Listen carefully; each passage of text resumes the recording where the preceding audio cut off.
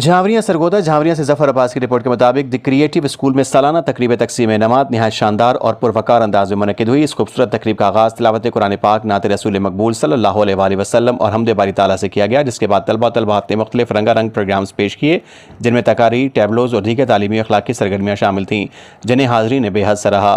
اس موقع پر پرنسپل ثاقب سہیل نے خطاب کرتے ہوئے کہا کہ طلبہ کی محنت، اساتذہ کی لگن اور والدین کے تعاون کو خراج تحسین پیش کیا۔ ان کا کہنا تھا کہ بچوں کی کامیابیاں دراصل اساتذہ اور والدین کی مشترکہ محنت کا نتیجہ ہے۔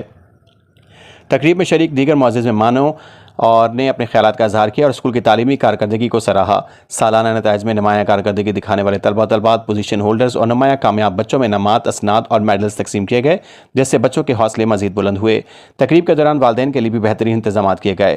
والدین نے اسکول انتظامیہ، اساتذہ اور بچوں کی کارکردگی پر اطمینان اور خوشی کا اظہار کیا اور کہا کہ دی کریٹو اسکول نہ صرف معیاری تعلیم بلکہ بچوں کی اخلاقی تربیت پر بھی بھرپور توجہ دے رہا ہے۔ آخر میں اسکول انتظامیہ کی جانب سے تمام معزز مہمانوں، والدین، اساتذہ اور طلباء کا شکریہ ادا کیا گیا اور اس عزم کا اظہار کیا گیا کہ مستقبل میں بھی اسی جذبے کے ساتھ تعلیمی اور تربیتی سرگرمیوں کا سلسلہ جاری رکھا جائے گا۔ رپورٹ ظفر عباس، تحصیل رپورٹر، شاہپور جھاوریاں۔